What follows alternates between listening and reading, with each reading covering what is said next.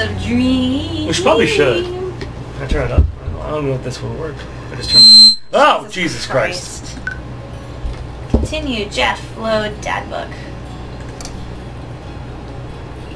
Welcome.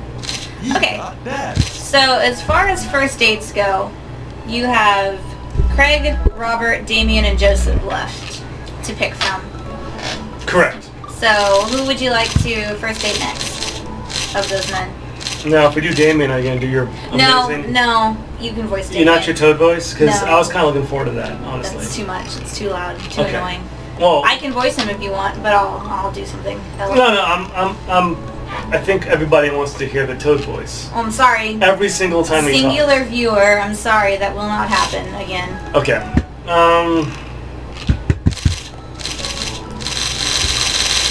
Well, we're already on Brian. Wait. You've done Matt, Is it Brian, any and second Hugo. dates yet? Yeah, you can do Matt, Brian, or Hugo's second date, but I thought you were going to do everyone's. Yeah, we might as well do that one first. Alright, so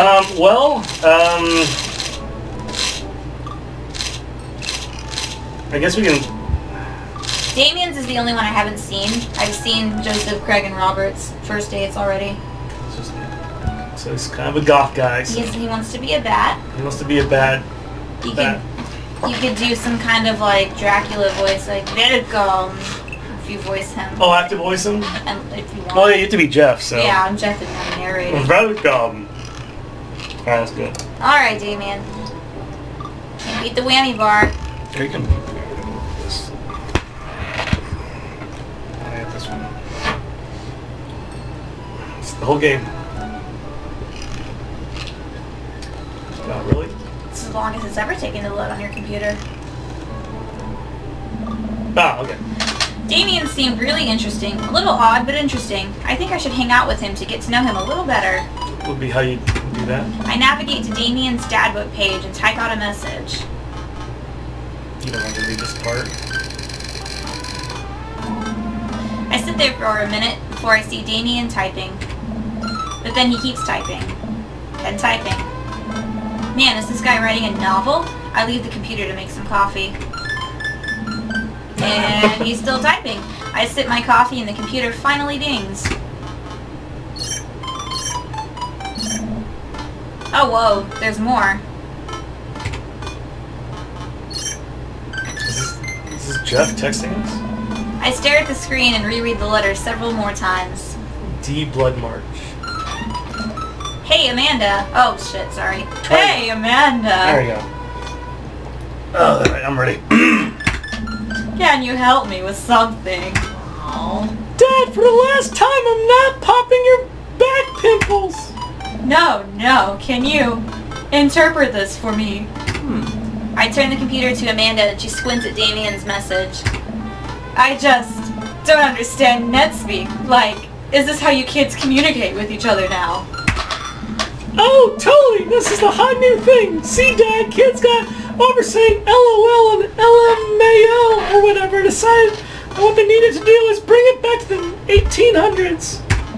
So what do I do? Where's your pen and quill? What?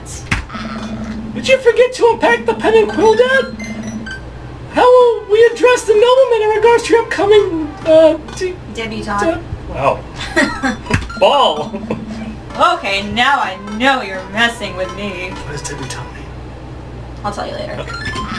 Father, without a proper chaperone, you'll never end up with a suitor worthy of our land. Or our dowry. Or... So you read Pride and Prejudice for school one time, and now you're reciting things you know about it back to me, aren't you? like the first 5 pages, then I read a review about the movie. Still gotta be, though. Great, so what do I say to Damien? I got this. Amanda reaches over me and types on the keyboard.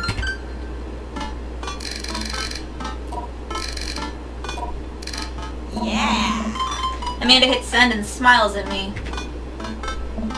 Well, I suppose that's that. I make a short walk over to Damien's house. Well, I guess you can't really call it a house. It's more of a manor, estate. The Gothic architecture looms above the other homes in the cul-de-sac. I walk past a couple of gargoyles guarding the front door and look for a doorbell. There doesn't seem to be one. I pulled the large, ornately carved bat's head door knocker back, and a hollow sound echoes throughout the house as I strike it against the door. I wait several moments before the door slowly creaks open. It's a little creepy, but I enter the house and take a few steps into the foyer, noting the oil portraits of who I assume are dead relatives hanging on the wall. Foyer. Foyer. Whatever. Yeah, you got me on debutante. Well, that's true. As I'm admiring them, the front door slams shut behind me. Sorry, I was distracted by that horrifying painting. That's what I was looking at. Hello. Creepy fucker up there. Silence. An oil lamp in the corner flickers dimly, casting ominous shadows against the wall. Why do I feel like all of the people in these paintings are staring straight at me? Why is it so cold in here? Where's Damien? Jeff, pleasure to meet you in my home. Is that about right? Sure. Just make all the W's. Pleasure to meet you in my home. Is that better? I don't know. Whatever. I'm winging this. I look winging because he's a bat. I look up and see Damien standing at the top of a majestic staircase with a walking candle holder. What's with the door slamming shut? Oh, folly. There was a draft. There you go, perfect. E. And the door creaking open when I knocked. I accidentally left the door unlocked. Okay, stop. That's too much. And the creepy oil paintings. I like oil paintings. Right. Right. ... Please, let me show you around. Okay. That's where we're going with now. Damien leads me around his house, showcasing his parlor, sitting room, and auxiliary sitting room, and the parlor again for some reason. This is... oh. My turn. This is one of our older homes on the block, yes? But nowhere near as old as the architecture might suggest. Oh God, no. Through extensive renovations, I am able to craft a residence that is both historically accurate to the Victorian period and equipped it with the amenities of the modern dwellings. We walk past the door, covered in bumper stickers, caution tape, and a black parade poster. Did they listen to My Chemical Romance in the Victorian era? That's my son's room, who you know as rebellious teenager years are. Onward, there's more to see. We reach a door at the end of the hall that Damien opens with a flourish.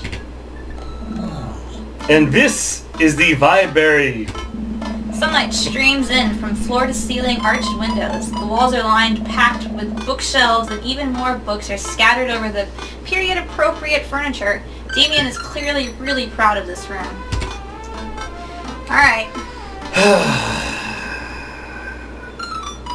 Look at the butterfly. I'm gonna assume this is wrong, so... yeah, let's look at the butterfly. Okay. No. I walk up to the glass display of pin bugs on the wall. It's pretty impressive.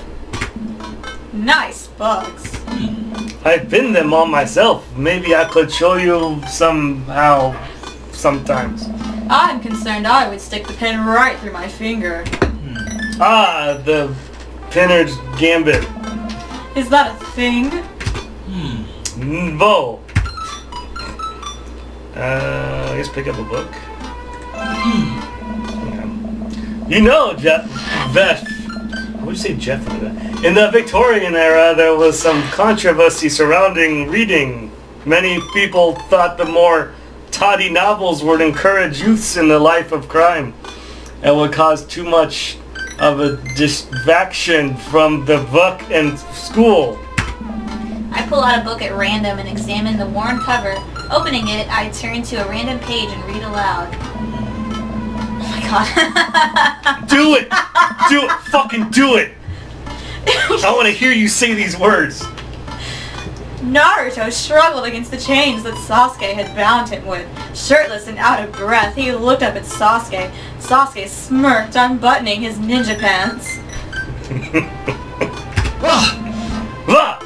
I think that's enough. Wasn't expecting Naruto yaoi fanfiction. I love it. Damien snaps the book shut and puts it back onto the shelf.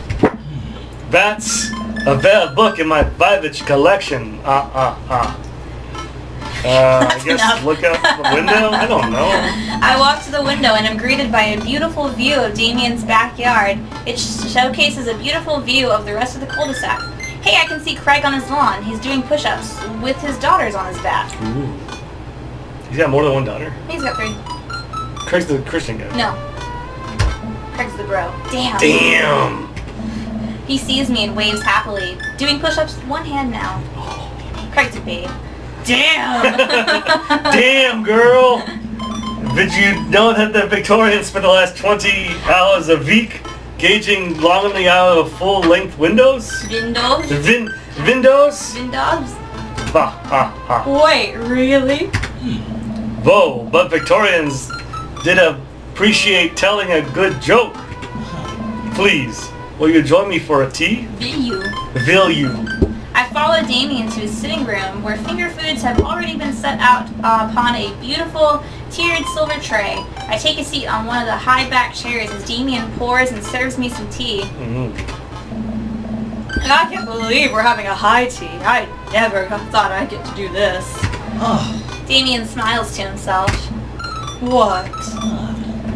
It is common misconception that high tea refers to the wealthy class of people enjoying it, when in fact the high refers to both the later time of the day and the working class to enjoy tea at the height of the tables on which they are served. Oh. My dear friend, we currently enjoying afternoon tea. That's informative. Damien takes a seat next to me and serves me a tiny sandwich. Your home is really impressive. Eggplant! Eggplant? It seems like you've really put a lot of work into this place. Thank you.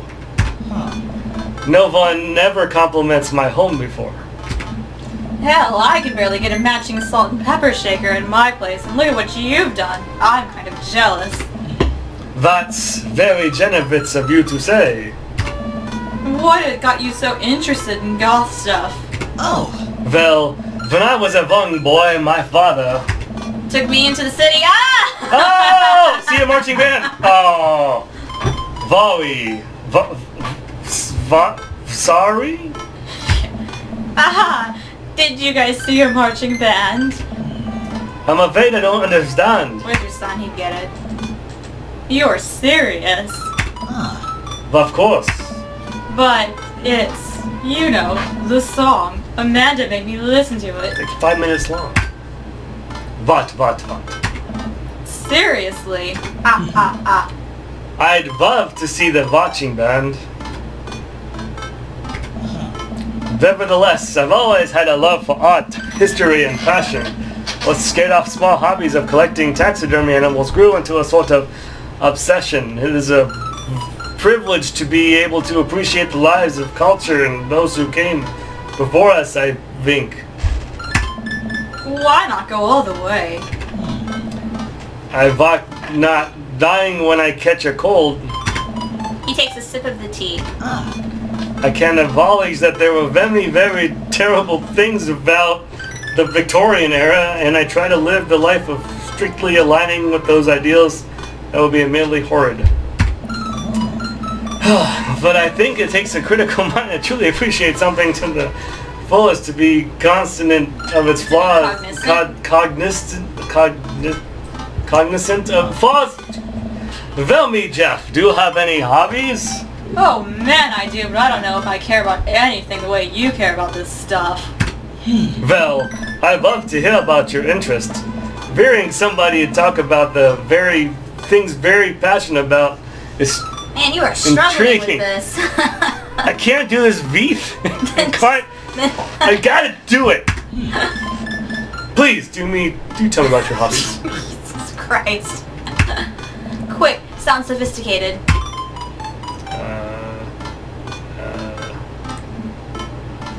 Soap is an important advancement in modern society. Getting rid of germs and stuff. I would say that the people who make soap are the true heroes here. To watch them work is an honor. I tried making some with Amanda once, and we both had to go to the doctor for rashes, which I guess goes to show you that we should leave it to the professionals. We finished our tea and finger sandwiches. We didn't even care. Come. Yeah, you picked the wrong one. I have one more thing to show you. Ooh. Damien takes me around the back of his house, where a variety of flowers flourish in a beautifully landscaped rows. Jesus. A small stone path weaves through it, and butterflies flit lazily through the air. My garden. It's beautiful. Thank you. Victorians show flowers of floral arrangements very seriously. You see, I was considered uncouth to discuss personal and romantic relationships in public, so lovers and friends alike would use banquets to find secret messages. Bouquets. Oh shit. They didn't use bouquets to send secret messages to each other. Each flower is you're enjoying this, aren't you? Each flower implants is a symbol of different feelings.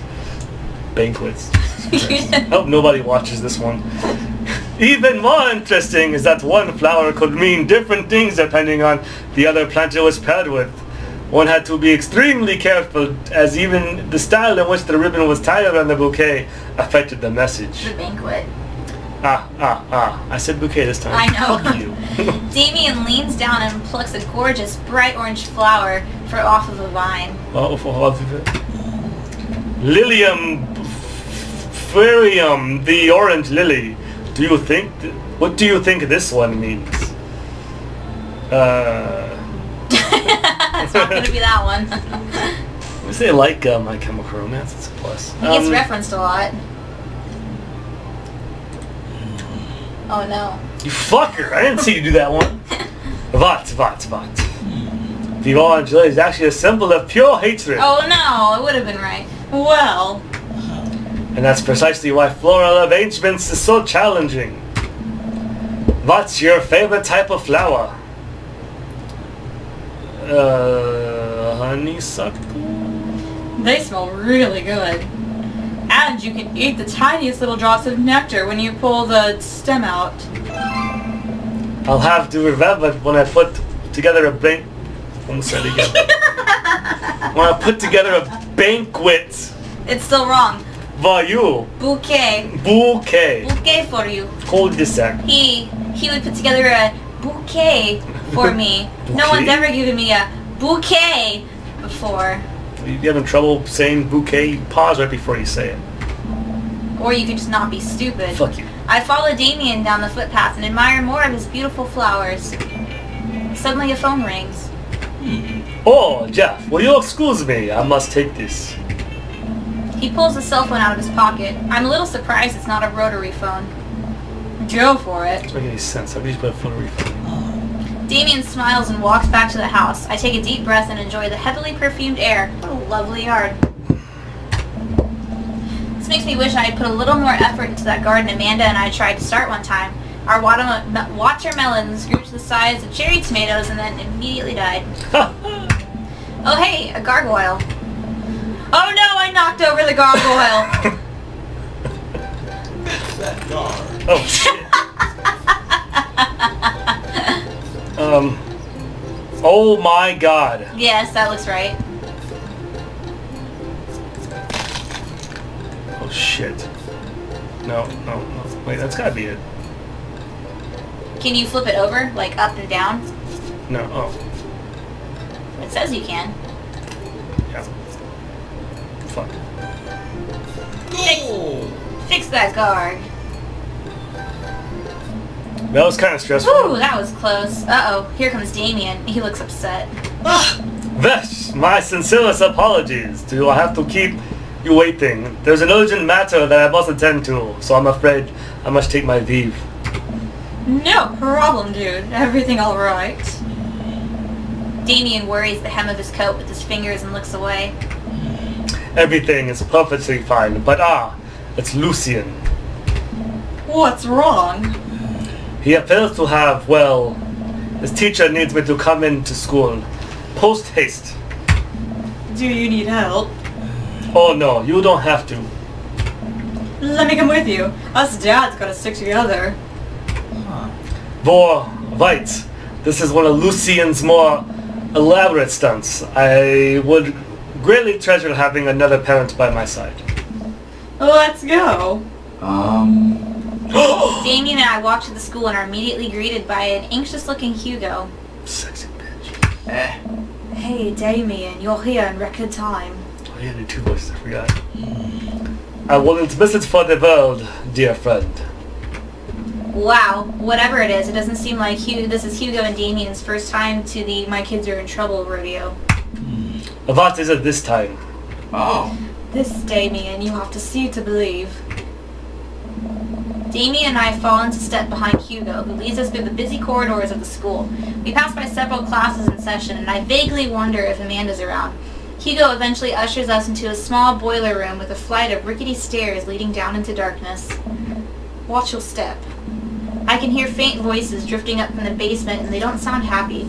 As I'm led into the depths of the school, I recall the antics that I got into as an angsty middle schooler.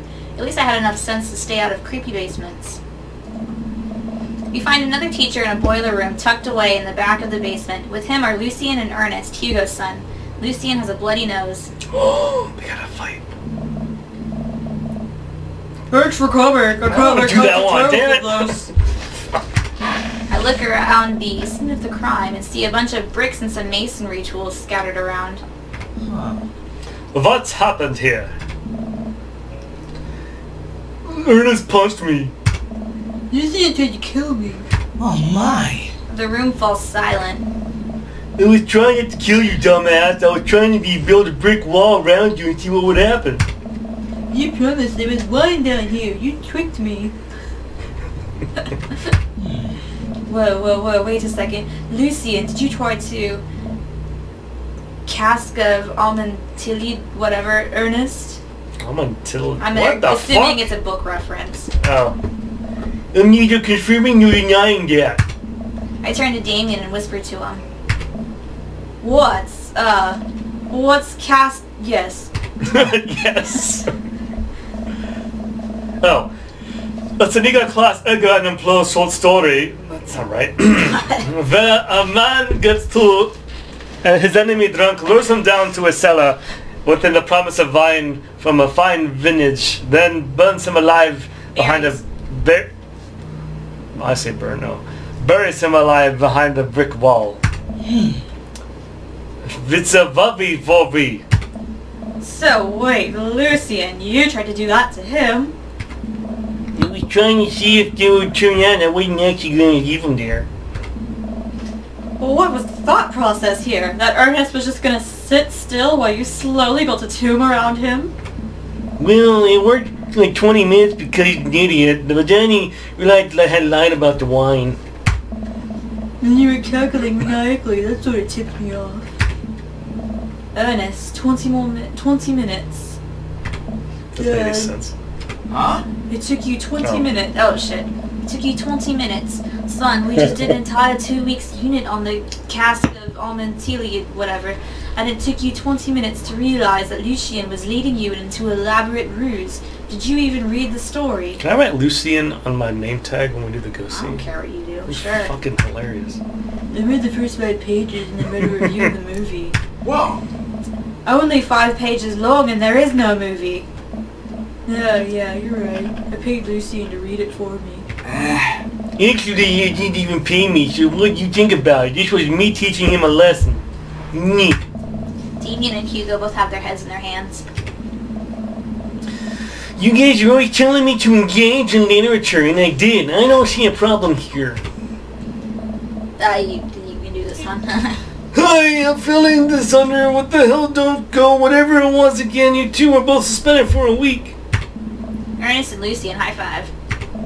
The teacher starts to stomp up the stairs.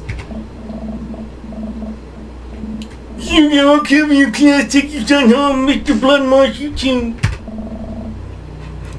Thank you for your medication. Mediation. Medication? Mediation. Well, it sounded like I did either one. It's fine. Mediation. No one's gonna know that. We all head up the stairs and out of the school in intense silence. Lucy and Damien and I all pile into my car and begin to drive home. Lucian immediately puts his hood up and stares out the window angrily. The center button. I'm not going to therapy again. What? I will, son. It's entirely up to you whether or not you want to go. But I care about you and I can see that you're struggling. So you do decide what you would like to speak to a professional about your feelings. We can do that too. Maybe we can spend the next weeks looking through the farmer jobs. I know how much you want your own car. Can't believe Damien's keeping his cool. I'm impressed. Fine. Thanks for not freaking out too hard. I love you, John. Lucian continues staring out the window. I love you. Oh, I love you too.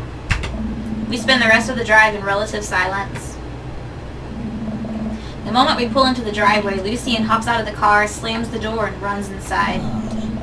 I didn't expect that conversation in front of you. V and I have a lot we need to work out. It's alright. All things considered, Lucian's bricklaying was pretty good. So there's your silver lining. That is that, yes. Probably the middle one. Yeah, middle, yeah. You were a lot more diplomatic than I would have been. I was what's best for him, and I think yelling at him will do either of us any favors. It rarely does. You're a good dad. See you around soon. Look at all those eggplants. That will be my honor and my pleasure. Damien bows with a flourish. Classy. I come home to find Amanda curled up on the couch with a blanket watching TV. I plop down next to her. Yo! What you watching? Tiny House Hunting Brothers Extreme Edition. Ugh, I hate this show. The couple on screen bickers back and forth while standing in an extremely small house made out of recycled bottles. Tiny House Hunting Brothers watch them with bemused expressions, both of their heads touching the low ceiling. I told you I wanted a 2-bed, 2-bath, shabby chic cottage. This house doesn't even have a bathroom. But honey, the outside is only 20 yards away. It's not that bad. Outhouse. The outhouse is 20 yards away. Coming outside, Greg. Why don't they just get a regular sized house? I don't know. How'd the afternoon tea go? It got strange. We had to go to the school to pick up Lucian since he tried to. You lured Ernest down the cellar with the promise of a fine vintage and then tried to brick him into a wall, right? How did you know that? Has everyone read the story except for me? Lucian live-streamed the entire thing. This entire day is beyond me. But otherwise, it was a fun day. That Damien guy's a character, but he was really good company, and a surprisingly diplomatic dad. I dig his style. You know what? Me too.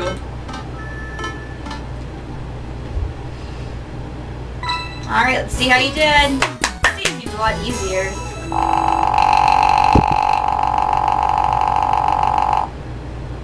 No! Simply marvelous. So far, Simply marvelous. Damien and Matt are the only ones you've gotten A's with. Fuck. Alright, That. Craig, Robert, Joseph. Who's next? I'm thinking...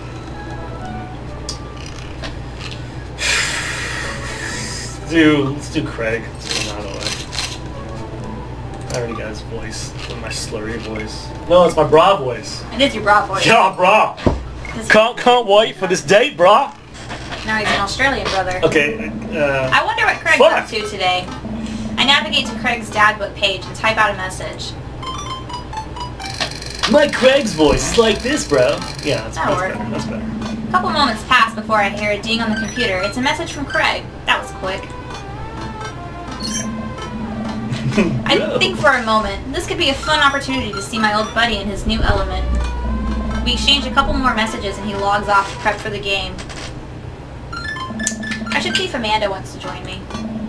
I walk over to Amanda's room and knock on the door. Yo, Manda Panda.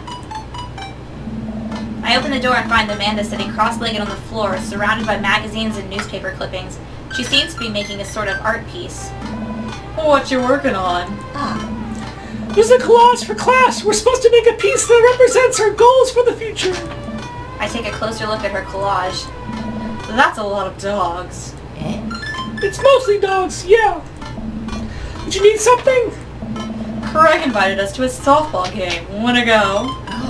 Remember that one time you signed me up for softball and you brought me all the gear and then took me to the first game and then someone hit the ball towards me and I just ran off the field crying?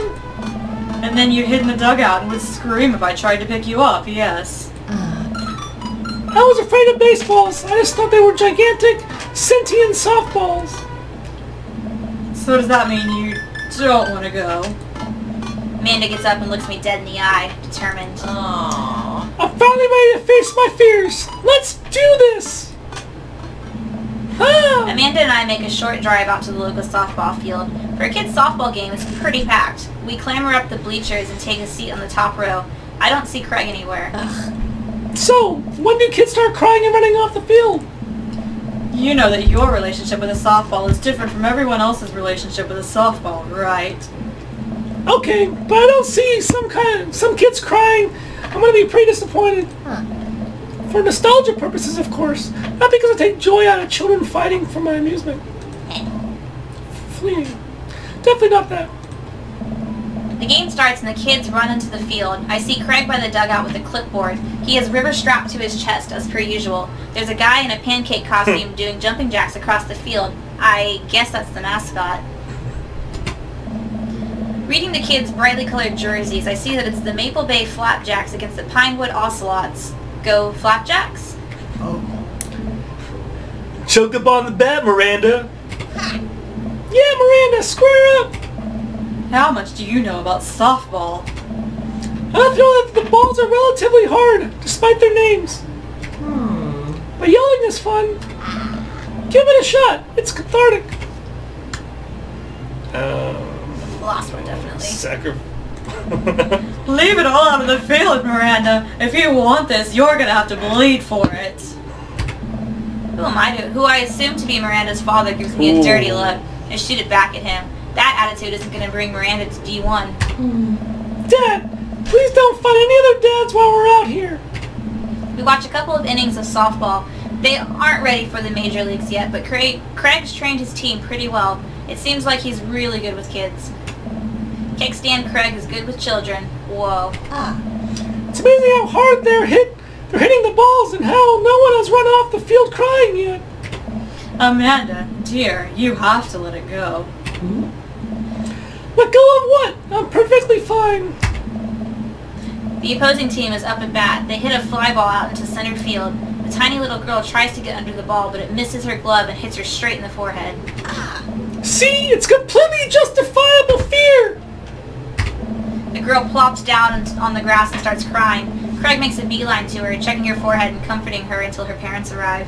He carries her off the field as she sobs. Man, it's strange to think about how this was the guy who once backflipped off of a roof into a pool while shotgunning a beer. Oh. He's so responsible now. The game resumes after the girl calms down a bit, and we watch a couple more innings. Craig's team is crushing the other team in the 9th inning. The Ocelots seem to have given up by this point. I see one outfielder eating fistfuls of grass. A batter on the other team knocks a foul ball into the stands. I follow the trajectory and... oh no, it's coming right for me. Oh no. Oh no, oh no, oh no, oh no. I close my eyes and brace for impact. Is there a game? No, there's no minigame in the first date. I open my eyes and look over to see Amanda holding the softball, staring in amazement. Oh. I caught the ball! You saved me.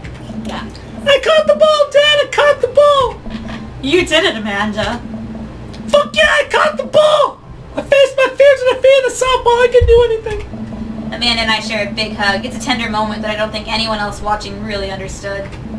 I'm proud of you, kiddo. The game ends and Craig's team are declared the victors. We sit patiently as the girls line up to shake hands. Great job, everyone. We walk over to the dugout to congratulate Craig, who's talking with some of the parents. Craig, great work, man. Thanks, brah. We've been working really hard all season. It's great to see them playing off. It's great to see you paying off. I'm so proud of all my girls. Speaking of which, have you met Briar and Hazel? Hello! Hey, killer playing out there. Yeah, you guys rule. Thank you!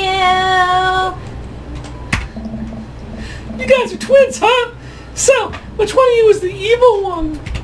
Hazel! Yeah, it's me. So sad. Good looking out. Oh. Do you guys ever pretend to be each other? I don't have a twin, but I think it'll be I think if I did, I'd be doing that constantly. Don't you? Dear, keep your head down. Yeah, I take all for math tests. And I usually throw rocks and stuff when people get mad and I tell them I'm Briar. What?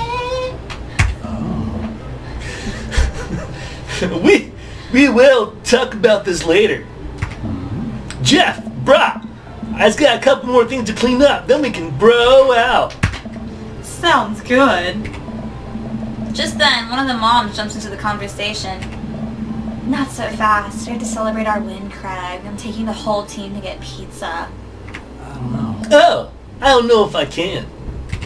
Nonsense. The girls won. What sort of celebration would we have without our fearless leader? She lays her hand on his shoulder and gives him goo-goo eyes. Man, this mom is laying it on thick. Let's get some of that pants. Amanda and I share a look. Alright. If it's cool with my bro comes along, is it cool with my bro comes along? The mom looks slightly put out but covers it up with a smile.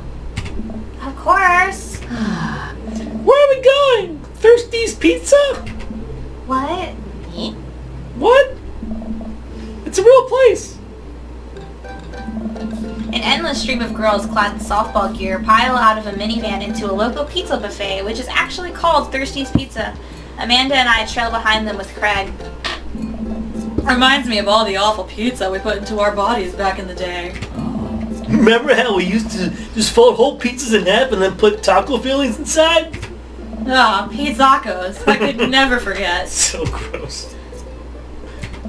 How did we survive college? Our bodies were young back then, more elastic, more able to handle the toxic waste we put inside of us. The good old days. The kids run around playing arcade games and eating greasy food. Amanda and I jump on a couple slices of mediocre pizza. Hey, give me a pizza of that. Oh, Dad what's bud. up? Oh, Jesus Christ. No! Absolutely not! Yeah, I'm just kidding. I'm strictly eating salad here. You gotta carb up, bro. Thanks for addressing the issue, Amanda. Oh, I love these. Dad! A different mom walks up to us, talking to Craig as if we weren't even there. Craig, thank you so much for looking after our kids. My daughter tells me every day how great you are. Oh, man. Oh, I'm so happy to look after them. Definitely helps that I have kids of my own. It's been so hard since Daniel left. I'm glad to know that my children have a strong male role model in their I lives. want a pizza of that, Craig. Amanda and I look at each other again. Craig gets it from all angles, huh? Craig smiles sheepishly. I don't know. No! Thank you so much, dude. Craig holds a fist up for a fist bump from the mom in what I think is a maneuver to lighten the conversation. He looks super uncomfortable. I should throw him a bone here. Let's throw him a bone. What should we do? Let's, What would Craig like? I don't know. Smoke screen, Martha? I don't know what the fuck that even means. Alright, we're going back to my wingman days. I gotta run the blocking party. So, Martha, it must get lonely without Daniel. You know, I also happen to be an eligible single father. I waggle my eyebrows at her. Cass? I remember that working better in the past. She turns her back on me to talk to Craig. So I'm taking Hazel and Briar tonight for the sleepover? Yep, they're super excited about it. You'll keep them out of trouble, right? Oh, of course, but I could always use help watching after everyone tonight if you're not doing anything. Wow, this lady is really going for the gold. It'll actually be nice to have a night to myself and River, but thanks for the invite. Martha, you might want to grab your child, stuffing pizza into a coin slot. Martha angrily turns her attention towards her daughter. Tiffany, not another arcade machine! I swear we have to buy it! Martha storms off towards her kid. She seems nice. Yeah, the team's just one big, weird family. Takes all sorts, right? Tiffany, don't eat the tokens! Tiffany's a stellar hitter. Ooh, I think I finally have time to talk to Craig now. Man, you're a busy guy, huh? Only on days like today, I hope. Dad! Hey, girls. Dad, can you help us beat our record on DDR? We told Ariana's dad that you could destroy him on the dance mat. Please help. Girls, you know I don't have my jukes anymore. But Dad... Craig looks at me like a hurt puppy. Sorry, dudes. Duty calls. I promise we'll catch up in a bit. It's all good, buddy. Craig runs off with his daughters and I'm left alone with mine. Man, I was really hoping to hang out with Craig more today, but it seems like he's getting dragged in every direction. It definitely wasn't like this in college. I feel like we might be a third wheel here. There's worse places than an arcade to be left on your own to your own devices. You're right. I'm gonna drop some coin on pinball. You know it! Amanda and I pull up to a machine that's feeling pretty hot and get to work. I'm a little rusty, but the pinball wizard within me will never die. I pull out a decent score and then challenge Amanda to top mine. And immediately she gets multi-ball. Looks like she takes after her father. You're pretty good. Don't patronize me! Hey, just trying to pay a compliment. Amanda shushes me. She's in her zen zone. She fights valiantly, racking up points by the millions. She's this close to beating my score, but I feel honored just being able to watch. You're friends with Craig, right? Janet from earlier walks up and leans on the pinball machine. Yeah. We went to college together. Please don't lean on my thing! Huh? That's so interesting. So, do you know if he's, like, available? Oh, I honestly don't know if I could say. Seriously, gonna make me tell! Because it seems like so much work to watch after his kids. Don't you think it would be great if he... Lady, swear to fucking God! All of a sudden a buzzer sounds and the game is over. Janet made the pinball machine tilt. You piece of shit! Why the fuck would you do that? Huh? You're about right. What?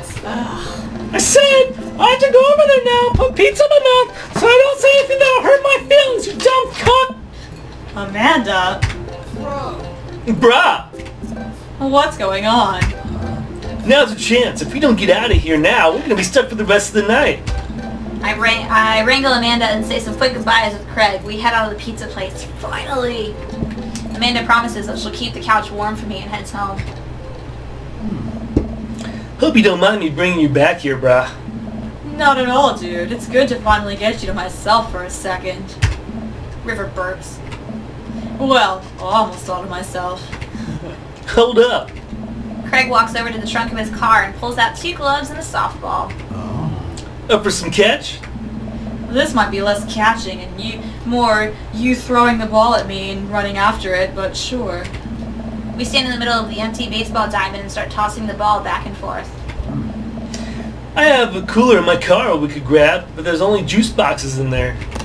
Man, fatherhood is strange. Nice. You're telling me, bruh. I can't believe I'm looking back on my kickstand Craig days and reminiscing about it. Those were some good times. I don't know anyone else who could pull off the rare horizontal keg stand. It was a feat of discipline, bruh. Trust me. I haven't properly hung out with Craig in so long. I don't even know where to begin. Probably kids or softball? Both kids. I can't believe you're a father of 3. Neither can I. You know me. I'm an indecisive person. You switched your major 4 times. Yeah. I have no idea what I want to do with my life, but raising kids, when Briar and Hazel were born, it was finally made sense. That was all like the time I said spend time trying to figure out things about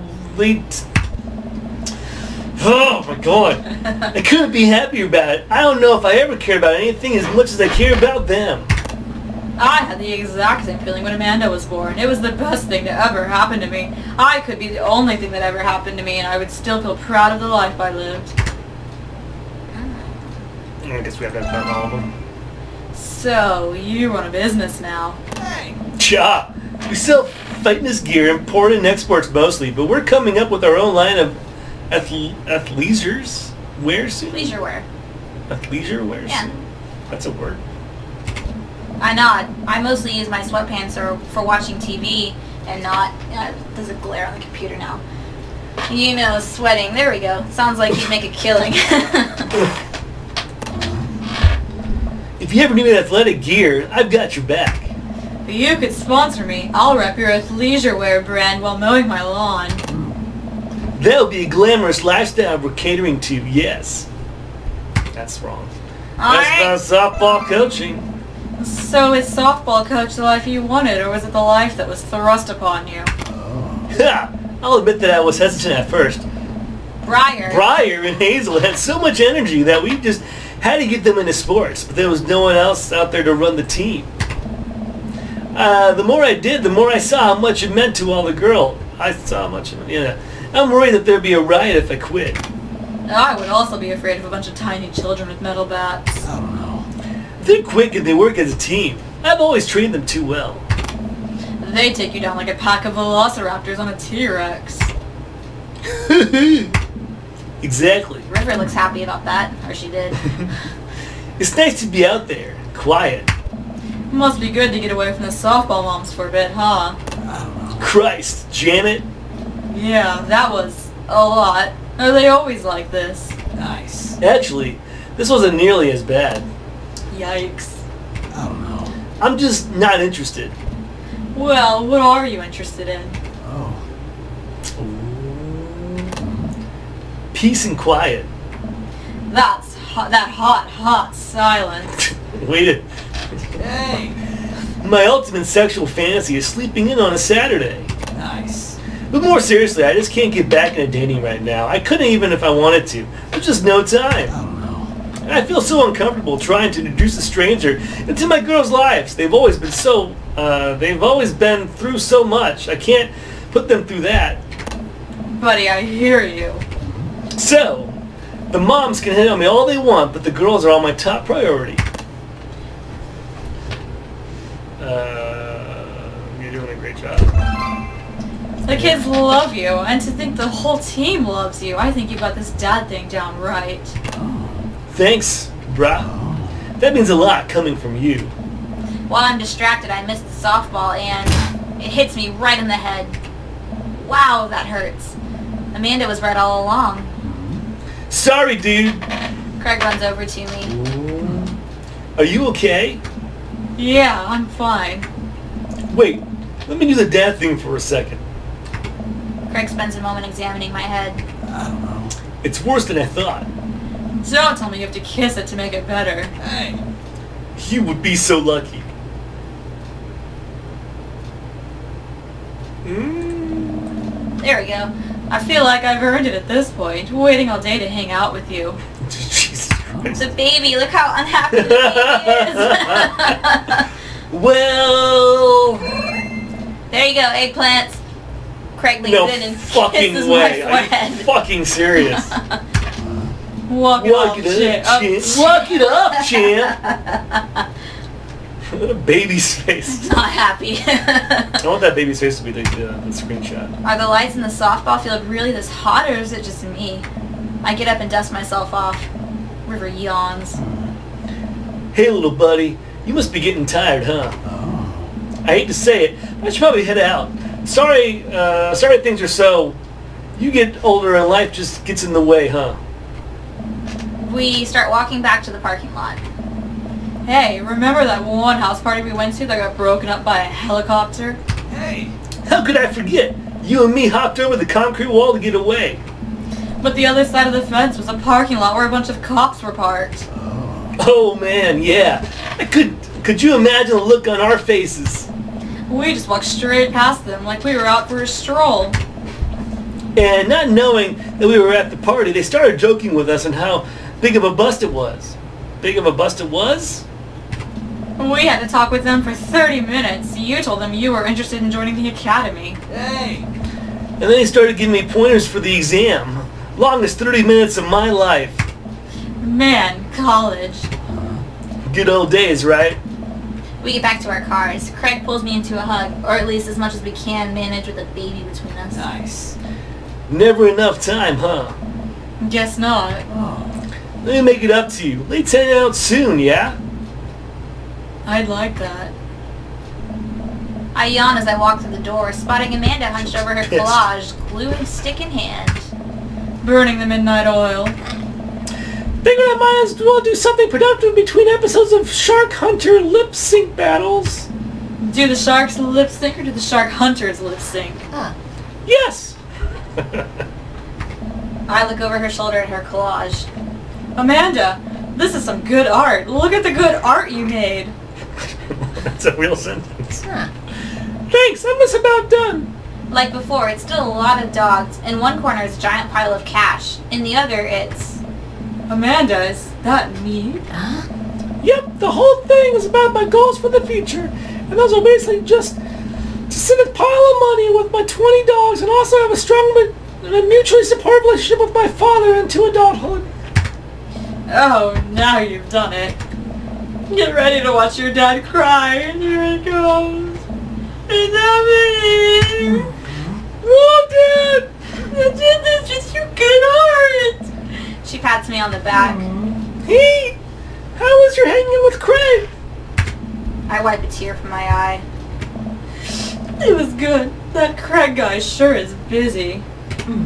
Yeah, dude, softball's life just isn't for quitters. And also, I'm very proud of you for facing your fears today. How does it feel? I'm on top of the world, Pops. I should start facing my fears more often. Oh yeah? How about tomorrow we hit some empty parking lots and practice, dare I say, parallel parking? Baby steps, Dad. I'll work my way up to it. No, alright, I'm gonna hit the hay. Take care of the late night television for me, alright? I'll let them know you said hey. I feel good. Alright, Feel let's good. see. We got a kiss, dude. We got a kiss. You got some eggplants for that. Fucker. Fucker. Yes. That was an amazing day. That was an Fantastic. amazing date, brah. Alright, you've got Robert and Joseph. Let's do Robert. I'm gonna save your boyfriend for last. Your Christian boyfriend for last. So disappointed with his... Robert was pretty nice. A little odd, but nice. And ruggedly handsome. We should hang out. I type a message on Dadbook to him. I'm gonna do Jeff's voice for that one. Like a rugged guy. I sit for a couple of seconds, hoping he'll message me back. Hey, it says that he read my message. Oh, he's just too I cool. anxiously wait for a response. He's just too cool to respond. Cat videos. Yes! Obviously. I start down a rabbit hole of cat videos and Robert quickly vanishes from my mind. I didn't realize how long I'd been doing this, but by the time I watched maybe my 30th cat video, Robert pops back into my head. I jump back over to Dadbook to see if he's responded yet. Nothing. Well, I guess the guy's busy. I might as well make the best of my day. I get up, walk to the living room, then sit down and turn on the TV. The food, the games. Ooh, Family Fortune's on. Alright, Nicole, your parents are in the lead and it's up to you to win big. Are you ready? I'm ready. They took the contestants up to a lie detector in front of her parents. Who is your favorite parent? My mom? Oh, sorry. Incorrect. Next question. If both of your parents were hanging off the edge of a cliff, who would you save? Yeah. This is terrible. I love it. I lose several hours to watch whatever the hell that was. Sighing, I get up and walk around my house. My stomach grumbles.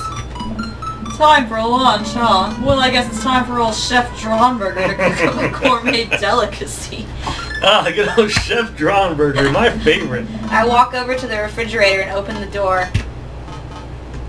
Mustard jar! The fuck is that? It's just too much work to make food. I reach into the back of the fridge and No! find a mustard jar. No! Ooh, brown and spicy. No! This will be a treat. I put the first Oh, fuck spoonful that! and immediately realized this was This is so gross. I lean over the sink and drink some water Oh, straight out of God. the faucet. Mustard alone is not a meal. If only I had some Parmesan. I finish my snack and walk around the house some more. Bored. When's Amanda coming home? Oh, I just remembered something. When we were packing up this old house, we found an old basketball Basketball hoop. basketball hoop that would hang off of the door. It would really bring the living room together. I wonder where I put it. Oh, sorry. I spend a couple minutes poking around the new place until I find it. After installing it above the door in the living room, I'm ready to dunk. If there's a comment about my breath smelling like mustard, I am blaming you for that. Come on and slam. Welcome to the jam. I take a leap from the free throw line and rocket that sucker down the net. The crowd goes wild. And welcome to the jam. I pull up the three-point line, breaking ankles and sinking a fadeaway. And I forgot the rest of the words to the song. There is none. No. Well, No, look behind the back hook shot. Everyone's on their feet.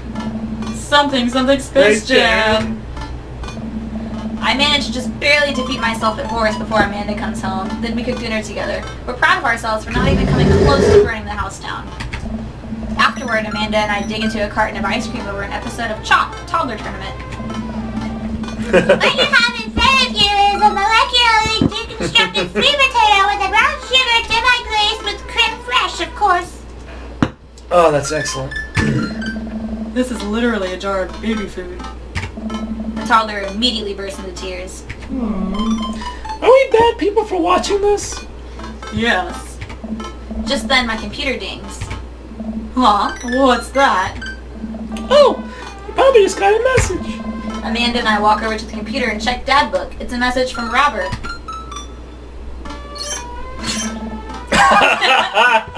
You, Yeah, I'm doing Jeff's voice for this one.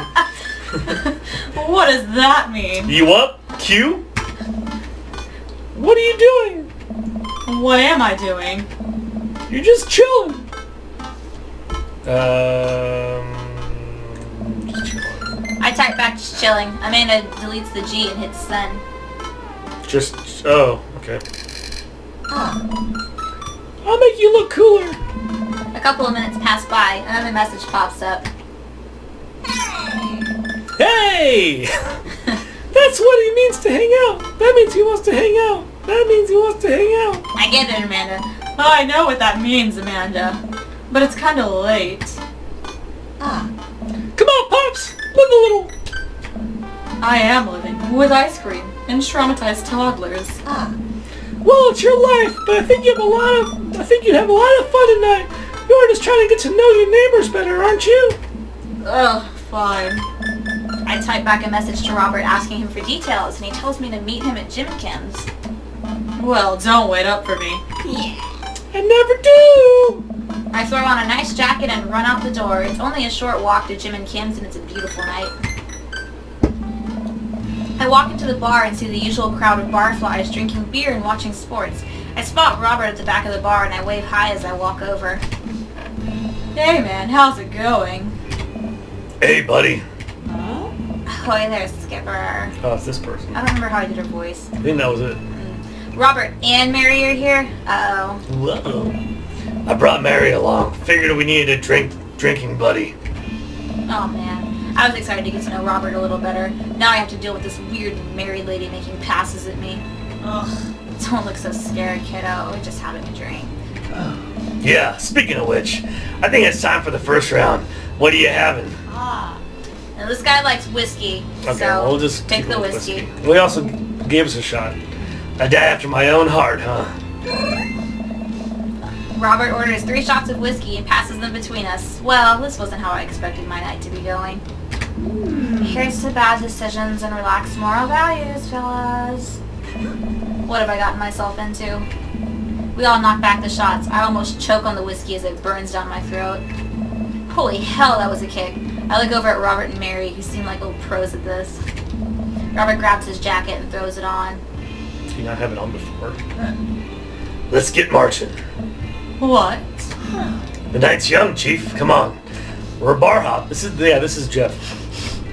Oh, alright. We leave the bar and start walking down the street. I still don't know this area of town very well, so I just follow Robert. So where are we headed? Irish. We're drinking. It's an Irish pub. The good pun is the whiskey to my heart. Ugh. Puns are the lowest form of humor, Jeff. Try harder. Ouch. Am I gonna be the butt of the joke all night? Jesus, Mary. Put your fangs away for a second. We walk into Irish I was drinking. The bar is pretty much the same as Jim and Kim's, except for the old-timey Irish memorabilia on the wall. Next round. What are you having? Whiskey, I guess just keep whiskey? Okay. Let's do it. Look at all those eggplants. Can't turn them down. Robert orders 3 more glasses of whiskey, and we post up in a garish green booth.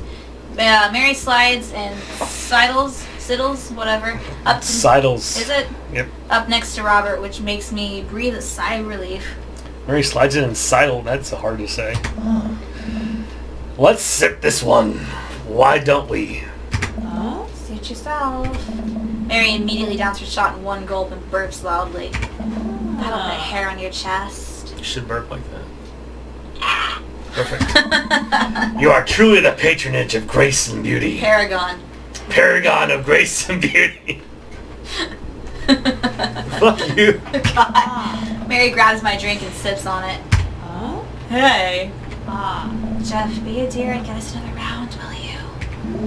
I don't know how to process this evening at all. I get up and order another round of drinks from the bartender. As I head back, I see Mary and Robert having a lively conversation. Robert roars with laughter. I don't think I've ever seen the guy smile, let alone laugh. I take a seat across the booth from them and pass out the drinks. So, Edith's kid snuck some hot brownies onto the table at the last bake sale, right? And I spot the little hemp sweatshirted gremlin in the act, so I got up to Edith with the baggie and I was about to tell her, when all of a sudden she just freaks out at me. You're ruining the bake sale, She says, I should have been PTA president, and your roots are bad. blah, blah, blah, blah. So what are you doing? What'd you do? You what? I told her to have a You what? brownie and that everything was gonna be fine. Cute. They both erupt in laughter. I politely follow along with the story. She ate 3. More laughter. Okay, that was actually pretty funny. She called the cops and told them that time had stopped. Mary looks directly at me. Do you smoke weed? What? You know, the devil's lettuce. I have 2 big fat blunts in my purse right now. Want a blaze? Does he like to smoke pot? Fuck. In his youth. Oh, they're all the same thing. I don't know. Love? No. You want something Robert presumably like. I worked hard for what I have, and no 2-bit corner boy is gonna get the drop the dime on me. So you take what you're pushing somewhere else, and I'll keep running my business the way I want it to run. What? Remember, you come at the king, you'd best not miss. Jesus, kid, dial it back. Robert giggles helplessly. Hey. I'm just kidding, cowboy. Lay off the kid, Mary. He might not be used to your brand of humor. Fine, fine. We sit around and sip our drinks, people watching and cracking jokes. After a little bit of time, I begin to warm up to Mary. Her jokes become much funnier and much less scary. But it seems like she's not going anywhere anytime soon. I just wanted some alone time with Robert. I wonder if I can get her to leave somehow.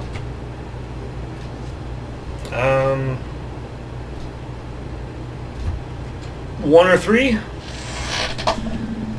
You trying to ditch me, pal? Yep. No. No. Because if you're trying to ditch me, you can just tell me to scram. I just... No, it's fine. Jeff wants some alone time with his new best buddy, Robert. Read you loud and clear, the wingman breaks formation to pursue their prey. Now, if you fellas will excuse me, Mary needs to sink her teeth into a helpless boy. Go with God. Nice seeing you. Ugh. Deuces, nerds.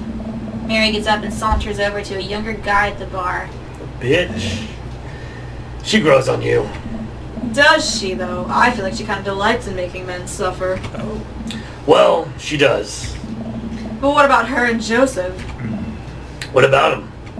You know, they're married, and she definitely tried to get in my pants the other night, and... I gestured to her across the bar where she's making goo-goo eyes at the younger guy from before. He looks like he's being held hostage. Oh, so this thing she does. She's harmless.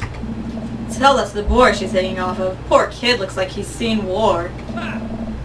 Robert lets out a hearty laugh. Hey, I got him to laugh. Oh man, you know I pegged you one of those straight-laced types. Oh, don't worry. I got pretty wild back in my day. Still got a little wild in you. I don't know. Not the last, I'm gonna assume. I'm guessing, I think so much wild in me. Let's go for that one. I got so wild I've got, a whole safari in here. Just really wild all the time. Oh no, he hated What the it. fuck? Damn it. Can I go back? No. I want to fuck this guy. Robert orders a couple more rounds of shots. I gulp. What am I getting myself into? I think you can go shot for shot. There's only one way to look cool here. I grab the shot closest to me and down it. Robert looks impressed. He takes his shot and knocks it back. That's one. So, What do I even talk about? He's so cool, and he probably hates small talk. so how are things? I hate small talk. Okay. Too many people, and this isn't necessary. But too many people think that they have all to fill all the dead air with noise. Personally, I think they're afraid of silence, or they're afraid of what other people is gonna think of silence. Think of the silence. If you want some unsolicited advice, just learn from the comfortable with silence. Nothing wrong with two people sitting in silence and drinking whiskey. Oh, alright. Robert and I sit in silence and drink whiskey. I take in the rest of the bar. Patrons laughing, playing darts, spilling beer. Mary giving the hard sell to that young man, the young man pretending that he's got a phone call from one of his friends. Maybe silence is nice sometimes. So, you ever killed a man? I choke on my drink. Excuse me. You know, watch a laugh drain from someone's eyes. It's not just their life, you know. It's their hopes and dreams draining away. Every memory and experience they've ever had. Gone. No.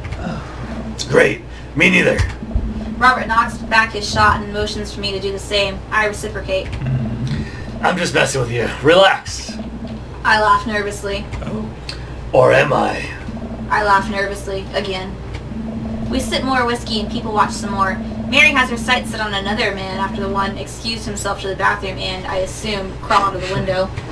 Gosh, this whiskey's hitting me hard. Gosh, this whiskey's hitting me hard. You betcha. Robert gets up out of the booth, shouldering his jacket. Let's roll. Sorry, whiskey's an inside voice. Let's roll. Wait, what about Mary? Brother, Mary's gonna be just fine. I look over at Mary, who's lying on the bar in front of some poor sap. She's singing happy birthday to him while he insists it's not his birthday. We make our way outside of the bar and back onto the street. I'm trying my hardest not to stumble, but man, that sidewalk is just coming right at me. I hope Robert doesn't notice me tripping over my own feet like this is the first time I've ever been drunk. Where to? You'll see. I follow Robert through street lamp spotlights until we eventually arrive at a rundown strip mall. There's a beauty salon, a sex shop, a computer repair store that looks like it's been closed for 10 years, and finally, a liquor store. Wait here, I'll be right back. After a minute, Robert returns with 2 wine bottles in brown paper bags. He hands one to me. Cheers. He sits on the curb and drinks. He motions for me to do the same. This is not really what I was expecting the night to go. I take a sip. White Zinfandel? What? Nothing. I just wasn't expecting. It's delicious, fruity, and refreshing. Don't judge me. I start to say something, think of his lecture about valuing silence earlier, and stop. I sip on my wine and watch cars drive by. Oh. Let's throw rocks and shit. Whoa. Robert suddenly hurls a rock at a stop sign. The ding echoes throughout the empty parking lot. That felt good. He presses a stone into my free hand. Now you try. I don't. With feeling. I look at the rock in my hand and look at the stop sign. Back at the rock. Back at the stop sign. I know it has to be done.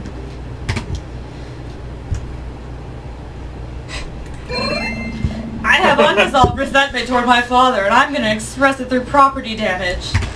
I hurl the rock at the sign. It sails over the stop sign, right into the window of the parked car, leaving a crack. Dude, run! I leap up and dart into the nearest alley, wine in hand. I can hear Robert's footsteps behind me. After I'm sure I'm far enough away from the cracked window that I am no longer culpable for this heinous crime, I stop to catch my breath. Maybe we strike throwing rocks from the to-do list. Agreed. Suddenly my stomach growls. Oh man, I am starving. Let's get pizza. I can't argue with that. I had pizza yesterday. What's good around here? Actually, I don't even care if it's good. It just needs to be edible and in my mouth in the next 5 minutes.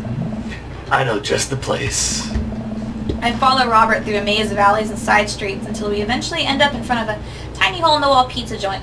The bright red neon sign reads, Pete's Pizza Pizza. Ta-da! I can see a few exhausted-looking workers behind the counter tossing dough and pulling piping hot pizzas right out of stone ovens. My stomach rumbles again. We go up to the counter and get ready to order. Can I get 2 slices of Hawaiian pizza? Oh wait, Jeff, you're cool with pineapple on your pizza, right? Yes, it's the best. Yeah, it's a piece of shit. I hate it. We wait a minute for a pizza to come out of the oven. I'm practically drooling at the smell. The cashier hands us each a giant slice of pizza on a paper plate, so saturated with grease I'm worried it'll fall apart. We take our pizzas outside and wander through the alleyways as we eat.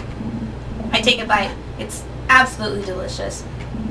Pineapple is truly the best pizza topping. You said it. Man, I feel way better now. You and me both. We hear noises coming out of a slightly ajar door in the alleyway. Robert looks at me excitedly. Got any more of that wild in you? You hated my wild.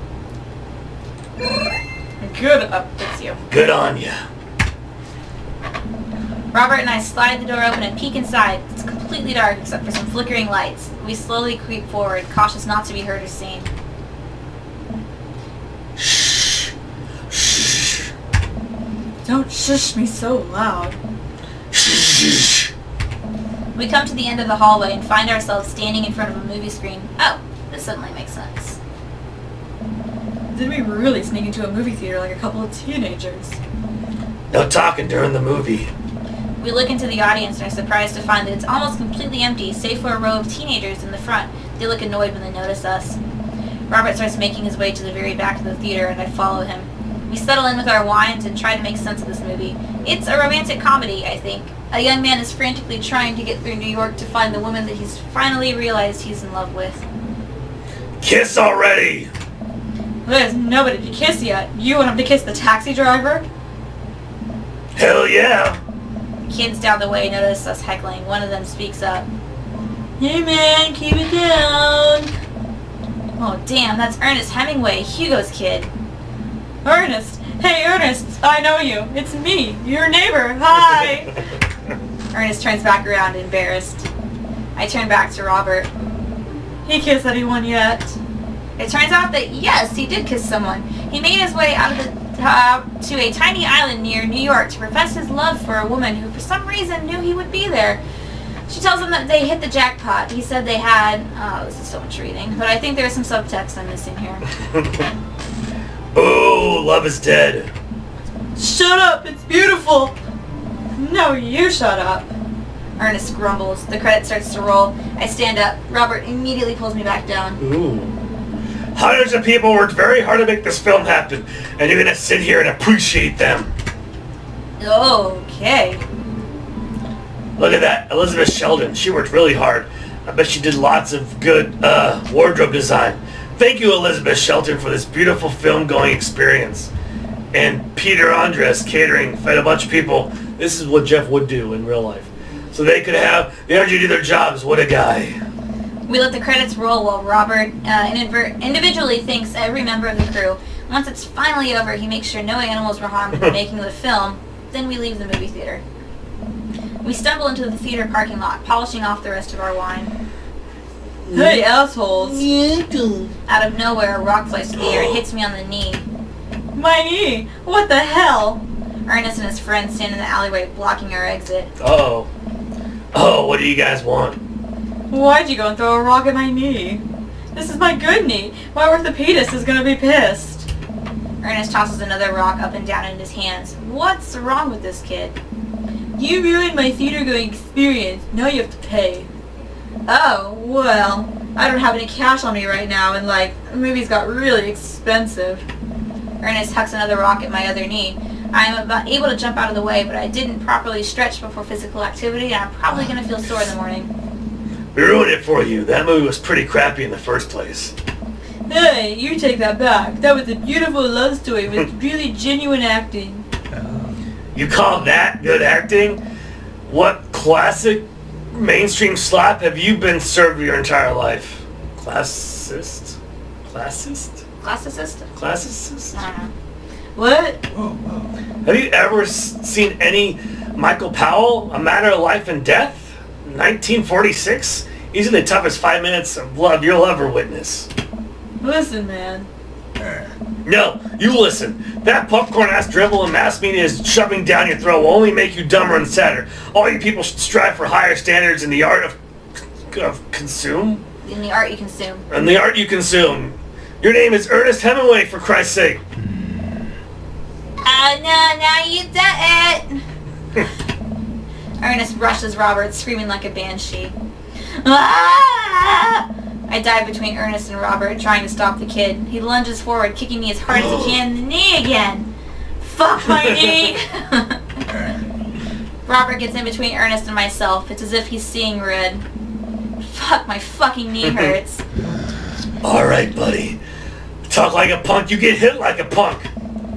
Robert squares up into a boxer's stance. Queensberry rolls, 3-minute rounds with 1 minute rest in between. No low blows, fish hooks, J grabs, or high blows. What? I don't even think you're pulling an illegal Turnstile. Turnstile. That's not a max deduction of 3 points. What? You'll have to designate a second if you're unable to fulfill your role as a main duelist. One of your friends over there looks like he has enough youthful vivacity to handle it. What the fuck does that mean? Hey man, I don't want to get dragged into this. That movie sucked. It's too late. You two are bloodbound. If he dies, you die. Sorry. I don't make the rules. Talk to Queensberry. We're just gonna go. Ernest and his friends wearily back away. Robert calls after them. The Queensberry Association will hear about this. I consume better content. Once the teens are safely out of earshot, Robert turns to me. Were you about to actually fight that kid? Are you kidding me? I would never hit a child. That would be despicable. You throw the rules at him, though, they're always bolt. Nobody wants a Queensberry sanctioned throwdown. Oh. But full disclosure, I made half of that up. Wow. Hey.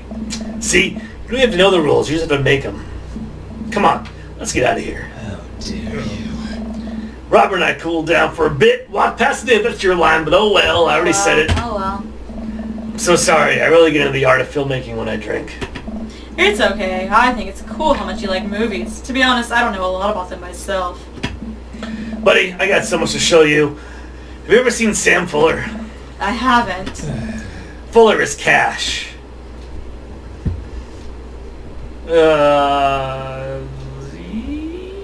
I guess the last one. Adventure's all I got, buddy. Robert throws an arm around my shoulder and we drunkenly belt out tunes all the way back. Finally, we get to his doorstep. This was an interesting night. I liked it. A smile forms on his cheeks, a rare sight. Let's hang out soon, yeah? Yeah. I linger there for a second, swaying drunkenly in the night breeze. Robert claps me on the shoulder. Night, bud. Robert heads back inside as I stumble my way back home. Dream. Alright. Dream Dad. Gun safety. Vandalism? He threw rocks at signs. S. Alright, one more, then we can call it. Okay.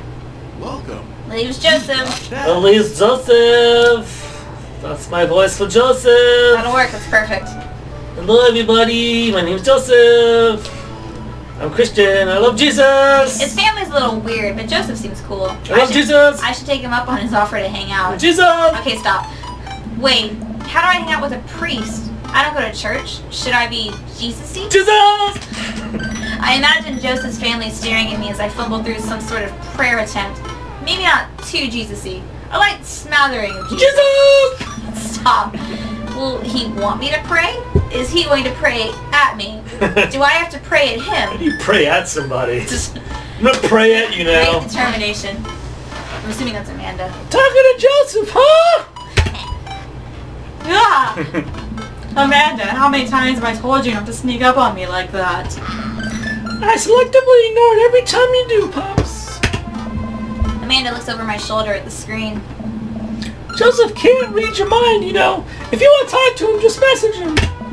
But I've never been friends with a priest before. What do I talk about? My favorite Bible passages? Ice cream socials? Khakis? Ugh. Yeah. First of all, his youth minister with a tattoo, not a priest. There's a difference.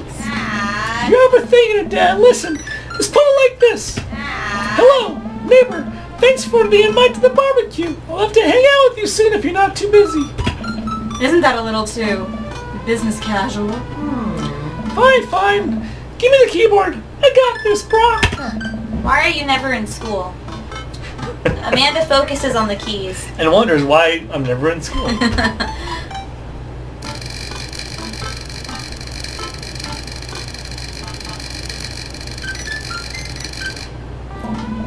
The smiley is a nice touch. Almost immediately I receive a response. What'd he say? Huh, that wasn't so bad. He uses a lot of exclamation points. There's 2. Oh, there's 3. I'm more concerned about him signing his name with a tilde. I'm willing to let it slide this time. I respond back.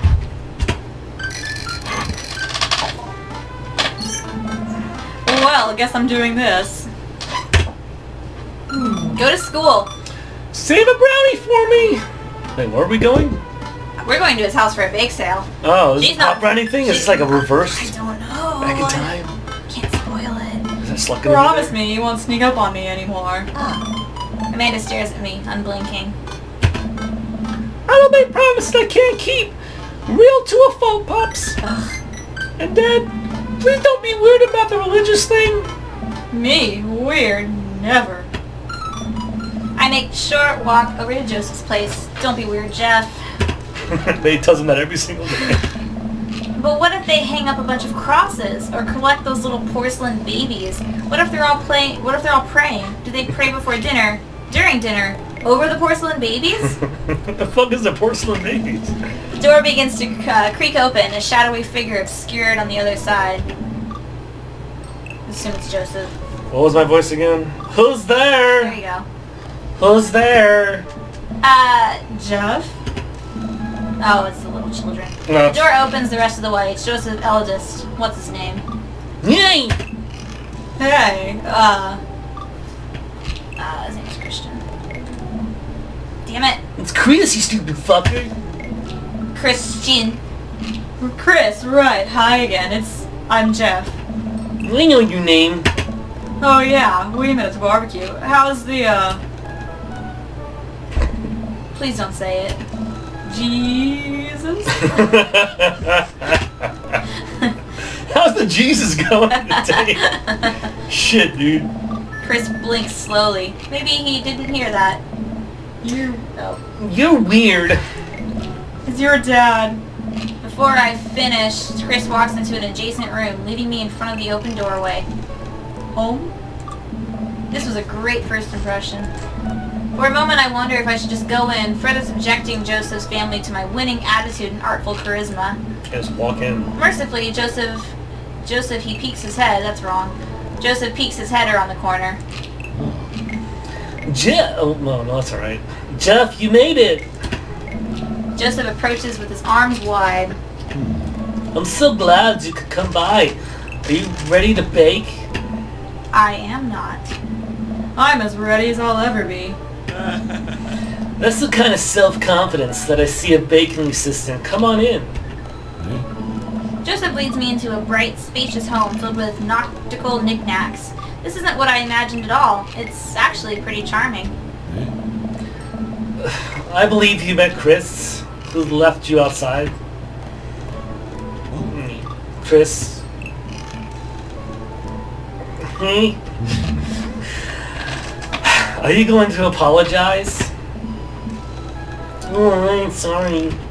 I try to make eye contact with Chris, but he keeps looking away. He must be really shy. It's alright, Joseph. Next time I'll be a little bit more inviting to our guests, okay?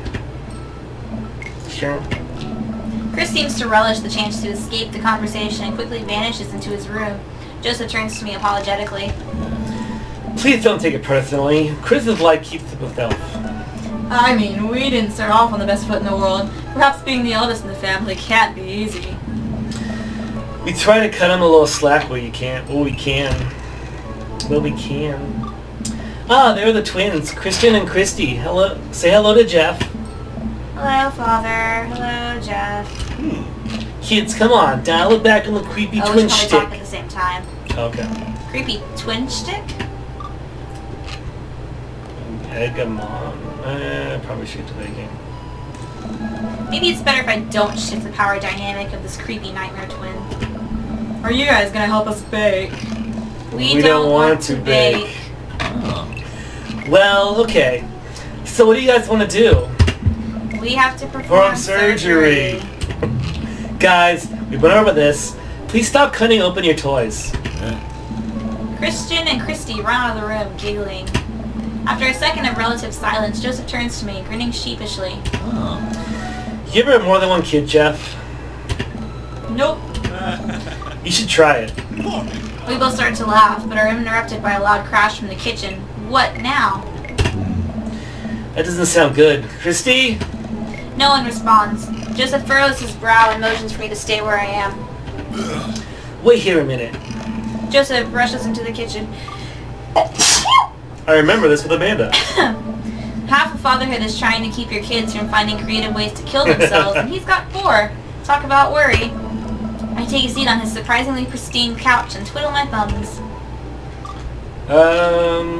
Bookshelf. It's a pretty sturdy wooden bookshelf. It looks handmade. Did Joseph build this? There's a big stack of what looks like travel magazines. Hyenas of the Serengeti, the underwater mysteries of the Antarctic, and on and on.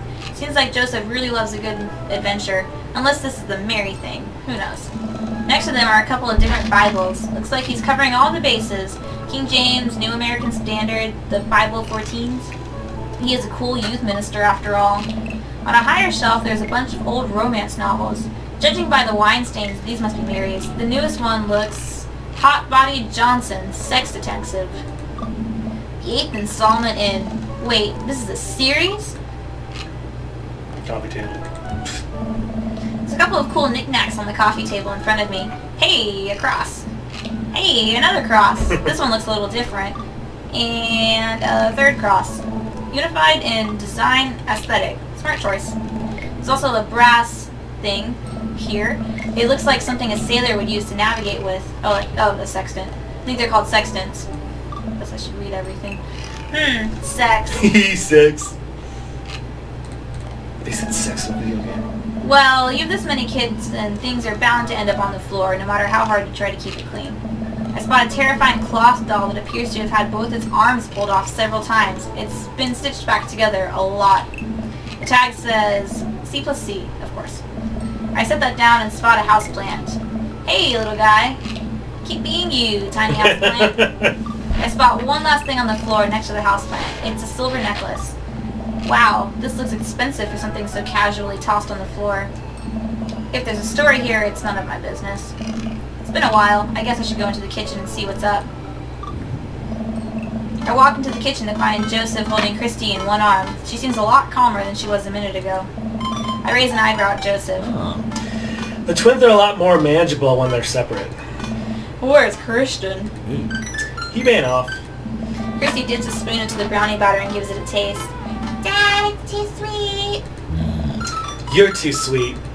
No, I'm not. You're so sweet. We might have to water you down with spiders. You wonder why she's creepy. No, not spiders. Joseph begins tickling Christy with his free hand. Between the laughing and squirming, I don't know how he's got a hold of her, but that girl is locked in place. That man is a professional child wrangler. Christy fixes me with her best puppy dog eyes. Save me from the spiders.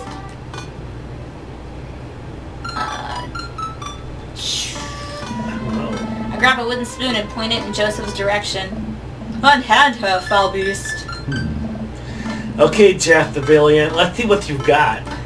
You may have defeated me at Tarantula Ridge, but now I have the upper hand. Joseph gently puts Christy down behind him. Have you come to squash me, knight, or do you have merely fallen into my web? I'm no mere fly, Spider King. Now, on guard. For a minute or so, Joseph and I mock duel with the two dumbest looking spoons in the room. Eventually, I strike a killing blow in the invisible heart between his arms and his body, and Joseph recoils in horror. Blast! I'm defeated. You could never best me, Spider King, for I have the power of I sneak a taste from the brownie batter. the magic. Oh man, that is way too sweet. Christy begins jumping up and down excitedly. My hero. Christy hugs my legs before making a surprisingly fast exit. Hey, wait! Don't you know how to? Don't you want to brown Betty with us? Christ. Christy hesitates and shakes her head no again. Sparkle pony. Sparkle Pony? Joseph looks confused. You don't want to bake with Dad now? You just want to play with Sparkle Pony? Yes. Okay, go. Before Joseph can even finish his sentence, Christy is out the door and down the hall. Ahead. Joseph sighs deeply as he stares into the chocolate batter. He tastes it again, face twisting. And that's just way too sweet.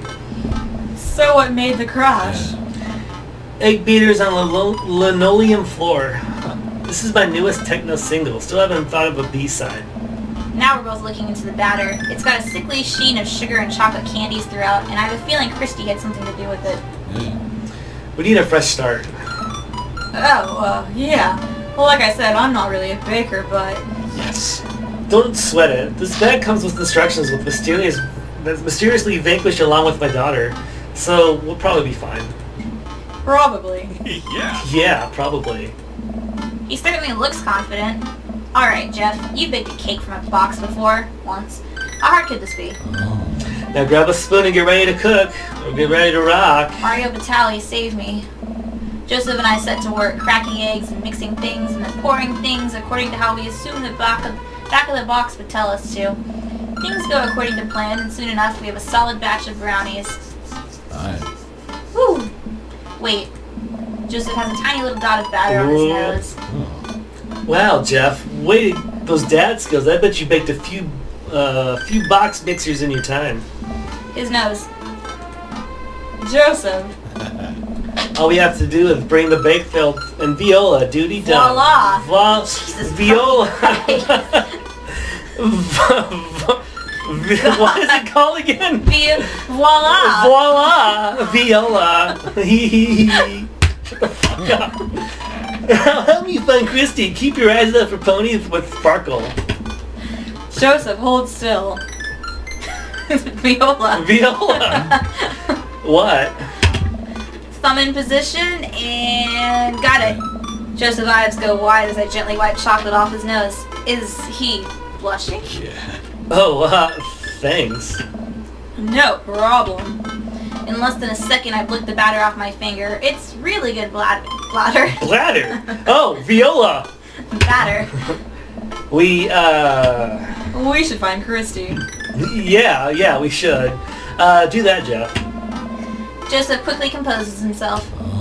Alright, she can't be far. You take the delta position, I'll watch your 6. Do you even know what that means? Yeah. Alpha Tango Sparkle, Roger, Roger. Joseph starts making his way down the hall and calls back to me. Take the brownies and the rest of the stuff I baked earlier today while I get Christy. We'll meet you out by the car. Yeah. Joseph, Christy, and I arrived at the church parking lot to find fold-out tables and pop-up tents already set up. Looks like the bake sale is already in full swing. Wow, this place is packed. Is this packed?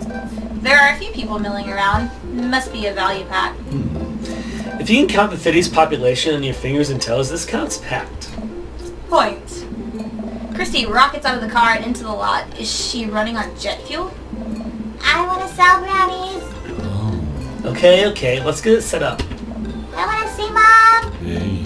She's down on the other row of tables helping out the other group. Want to go over there and tell her hi? I say hi. Christy zips off immediately. Joseph seems unconcerned. Does she always run that fast? Yeah, and she can only catch you half the time. These knees aren't what they used to be. I remember when Amanda was her age. I still couldn't get her to sit still for 5 seconds. Yep, great age to deal with. While Christy's gone, Joseph and I arrange all of our baked goods on the table and settle in. So, are we allowed to eat any of our own goods? Look, if I don't see nothing, I don't say nothing. The man upstairs has strong feelings about snitches. The man upstairs. Does he actually? Okay. Joseph shrugs. He eats a brownie. It looks like some of the other stalls are selling drinks, little handmade crafts, and other sweets. Whoa, someone brought soft serve ice cream machine. I gesture to it. How are we supposed to compete with that? Oh. Please, this is my first time. This isn't my first time at the rodeo, the bake sale rodeo. There's actually no rodeo here. It's just a bake sale. Thanks for the clarification. I think you and I together make a pretty convincing argument about these brownies. For these brownies, don't you? Yes. We high five. If you bake it, they will come. Not long before we have our first customers. I don't remember what you were doing for Matt's voice. I think it was a normal voice. Okay. Hey, dude. Hiya! Matt, Carmencita, great to see you guys out here. Happy to support a good cause. Plus, you know, plus as the owner and proprietor of the Coffee Spoon, an establishment that specializes in baked goods, I have to scoop out the competition. Scope out the competition. Joseph leans close to me. Viola. This guy knows his stuff. Stay on your toes. So what's the recipe you use for these brownies? Don't say you use the box recipe. Don't say you use the box recipe. Use the box recipe. Just let the baking spirit move through me, you know. A little bit of flour here, a pinch of salt there. It's like an interpretive dance, but only with cooking. An interpretive cooking, yes. You can never make the same thing twice. Each batch is special. There will never be another batch of brownies with the exact flavor sensation that these right here have. It's once in a lifetime opportunity, Matt. Right, alright. We'll take 2. Actually, we'll take 3. I ring them up and high-five Joseph as our happy customers walk away. See, that wasn't so hard. Yeah, I'm hot off the good feelings of the last sale. Who's next? We sell brownies to a bunch of people I don't recognize but who clearly know Joseph. Eventually, another familiar face pops up. Jeff! It's Brian. Close enough. Can we interest you in 2 of our family sweets and treats? You sure can. I bet I could eat 10 brownies. Must. Resist. Urge to be competitive. I bet I could eat 11 brownies. They used to call me Brian Hollowlegs, harking back to when I was in competitive circuit. Think you could go brownie for brownie with me? 12 brownies. No! Let's save the competition eating for another time, shall we? Well, Brian liked it at least. Brian and I stare at each other. You're right. I could just have one for myself and one for Daisy here. Coming right up. You excited for your youth group movie night, Daisy? Yeah, what's the movie? It's a surprise. Joseph leans over to me. It's Fast and the Furious. Really? If you think about it, there's some heavy... No, what? If you think about it, there's like some really heavy religious undertones. Joseph hands a baggie to Daisy. I made sure to give you guys the edges. Clearly the superior part of the brownie topography. Thanks, Jeff. Joseph. Joseph. Our two customers walk off with their purchases. These are selling pretty hot. At this rate, we'll have enough money to pay for a new paint job on the church pews in no time. Wait, what happened to the pews? Ernest spray painted his rapper alias onto them. Young Steinbeck. God. Well, I would have gone for Young Man in the Sea, but I can respect that. Speaking of minstrel terms, Ernest is hard to reach. In father terms, Ernest is kind of a turd. Being a cool youth minister seems like a lot of work. It is, but it's worth it. Although, something I wish. Never mind. What? It's kind of silly, but do you ever wish you could just drop everything and go lounging around and be somewhere on the tropics? Drink fruity blended beverages, fall asleep on a hammock, you know, basically living out Jimmy Buffett's song? Joseph, I think about this every single day of my life. My dream is to live in Margaritaville. One day, my friend, one day we'll be on island time. We'll be on island time. One day we'll be... We make a couple more sales to shoot some more God, I can't talk. It's catching. Church patrons. Everything seems to be going smoothly. Off in the distance, I spot my little buddy There's no Craig. catching on there. Craig? It's gonna be a hard sell. Craig's the fitness man. I think he's come to these bake sales to test himself, see if he's got the resolve to refuse processed sugar. Are you sure you're ready for this? I can sell to Craig. We go way back. I got this. Craig jogs up to our table with Briar and Hazel in tow. They're each finishing an ice cream cone, so it's unlikely we're going to sell them on brownies too. Probably won't be able to sell to the baby. She's impossible to read. It all comes down to Craig. Hey, bros. Hi, Uncle Joseph. Hi, Amanda's dad. So, will you be interested in one of delicious homemade brownies? I don't know. You can't spell die without die. Hey, Craig, when we were freshmen, remember how next-door neighbors pranked us by switching out our laundry detergent with dish soap and how the washing machine exploded with suds? And then we decided to get back at them by baking brownies for them, but sprinkling high-intensity hot sauce into the mix, and then we watched them cry after eating it. Those rascals. I would feel bad if we had to clean up the laundry room ourselves. Anyway, these brownies are like that, but without the hot sauce. Maybe you should get one more, for old time's sake. Craig thinks for a second. Well, the girls just won a game. You know what? We'll take one for each of us. Even River? I'll eat hers. You got yourself a deal. No, you got just... Wow! Shit! He winds down and we're pretty much out of items to sell. Everyone starts packing up. Christy eventually comes back and immediately falls asleep in Joseph's folding chair. Box mix, huh? Mary saunters up to us. She looks like she'd rather be anywhere else than here. Oh, hey, honey. They're selling like hotcakes, which is actually they're just brownies. Cute. And boring and safe. Hey, Mary. Mary's eyes dart over to me. What's the rookie doing here? I was just helping to introduce Jeff to the rest of the community. Uh-huh. You get a load of this freak show? What? Hey. Weird folk is all holier than thou types. Don't you think, Jeff? Mary? The kid answer the question.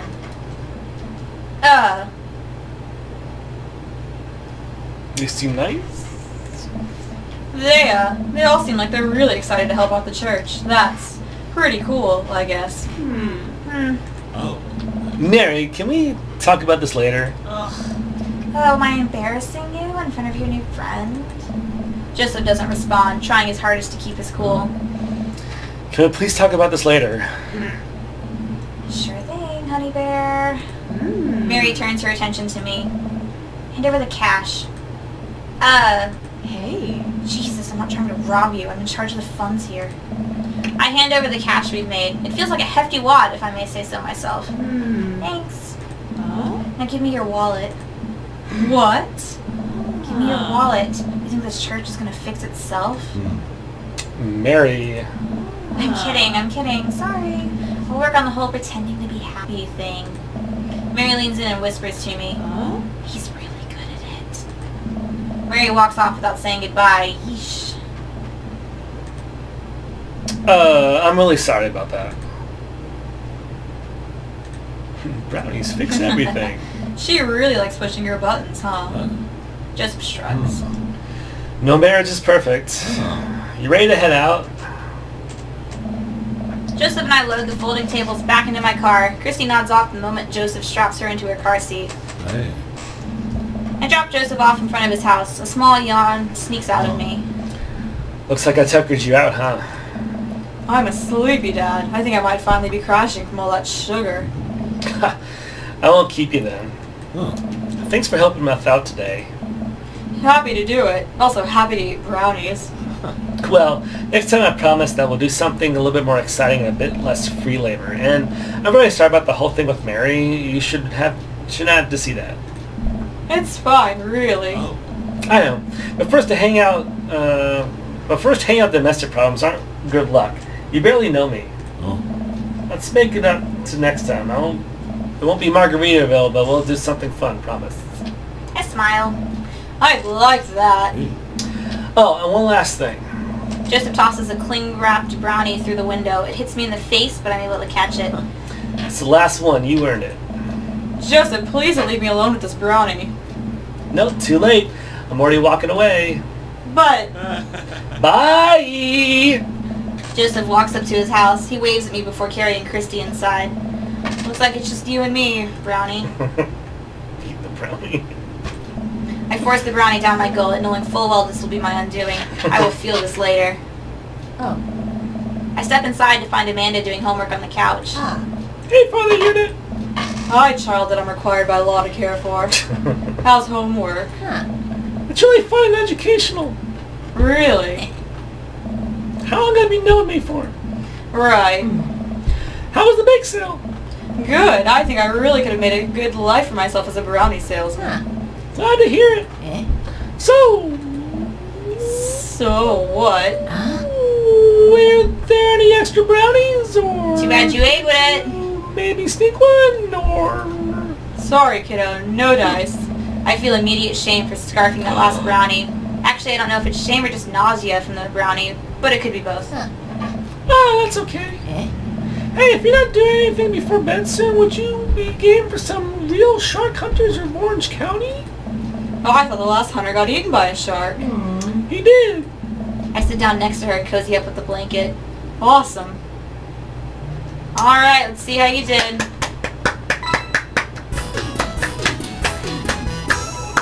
Like Mary. That was a horrible date. Yeah, his first date was pretty boring. A. Hey! I wonder if S and A are the only ranks you can get then. You got dads. Either way, Alright, everybody. This Thank is you it. so much for watching. now you can have second dates with everyone. Now we're gonna have second dates, so stay tuned, motherfuckers. Let me just stop this recording somehow. Just let's go over here and